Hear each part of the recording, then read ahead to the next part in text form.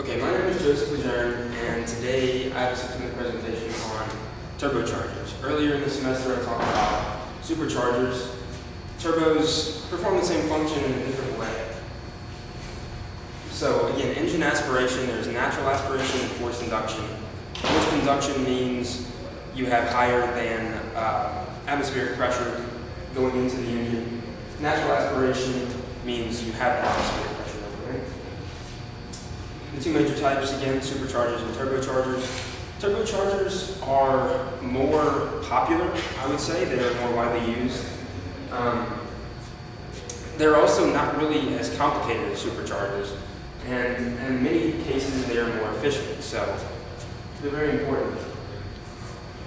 And forced induction, the idea, you have more air and fuel mixture going into the engine to give a more powerful explosion. If you have higher pressure, then you will be able to have a more powerful explosion. Here is a typical turbocharger setup. So here's the turbo.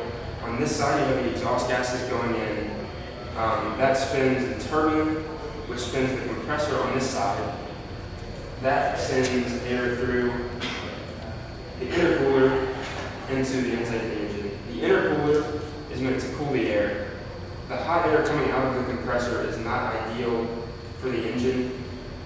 The pressure is not going to be as good, and you don't want hot air coming in. The colder it is, the more efficient it's like. This is an air-to-air intercooler, meaning that you need flow coming in, so it will have to be placed somewhere where the car gets flow. Usually on, near, below the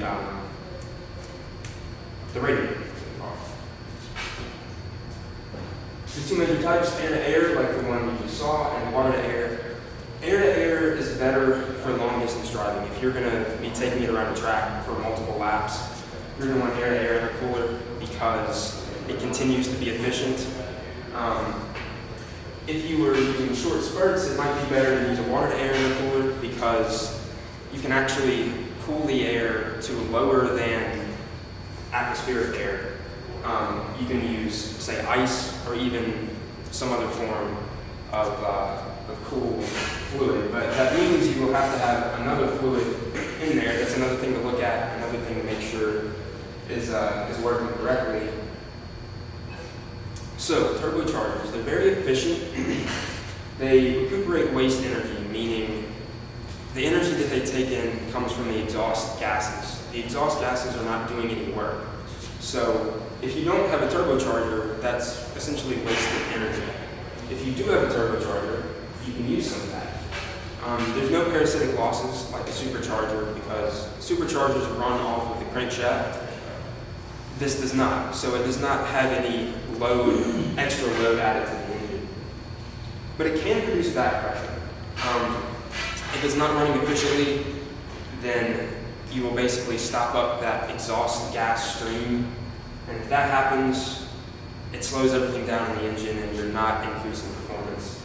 And also turbo lag. This is one of the major things people want to get rid of with turbocharged engines. Basically, if you hit the gas hard, then your engine speeds up, which means the exhaust gases speed up. That makes the turbo speed up and it goes back in. All that takes a little bit of time. It's not instant power like a supercharger. The supercharger is not instant, but it's not as quick. So many times, if you're doing a quick acceleration like that, you have to be very careful with the turbo. If it kicks in too much, sometimes you might lose traction, and it can be kind of scary when it happens. So this is the typical turbocharger setup. Exhaust in, that spins the turbine right here.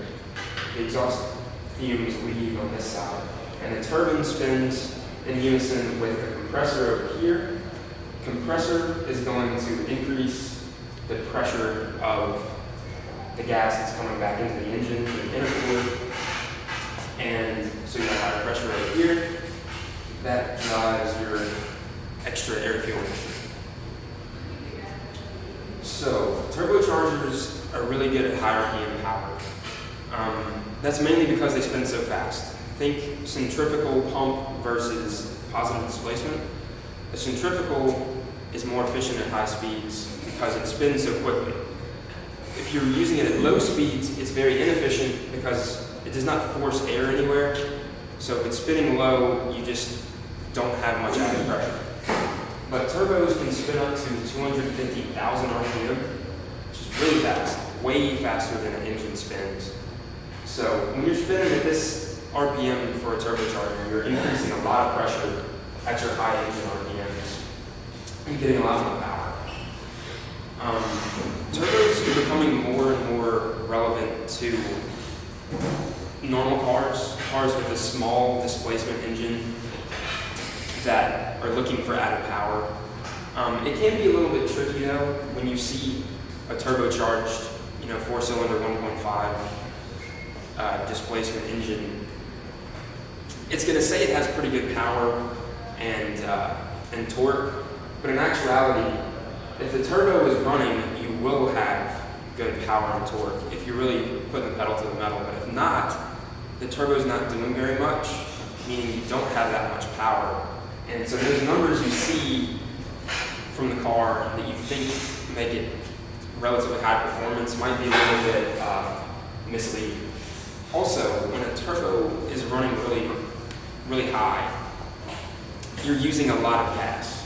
So those same engines that say they're very efficient, that say they have, say 40 miles per gallon, if you're running it hard in a turbocharger, then you're not going to get anywhere near that. You can really use a lot of fuel. Okay, another thing you can do with turbos is have multiple, dual and even quad turbochargers. Think if you have a V8, you have 4 cylinders on each side. One turbo spins each side of the engine.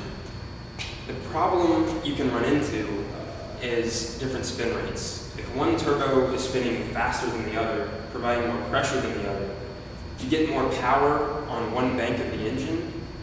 If you have more power on one bank, you are not centered. You're creating a moment about the center of the engine for one thing, and you can have vibrations. It's not premium efficiency. It's not going to be firing exactly correctly. So it's very important if you have a twin turbocharger that they're very similar, because if not, you can have serious problems. But it can give you greater power and pressure distribution. If you have dual turbochargers, you can use more of that pressure on each side of the engine and get a lot of power out of it. This is actually the engine of the Bugatti Chiron, which is a new car that makes just ridiculous horsepower numbers. Here are 2 of the 4 turbos. It's a W16, so there are 16 cylinders. Each one of these turbos works on 4 cylinders individually. So this is just an application of turbochargers that are very efficient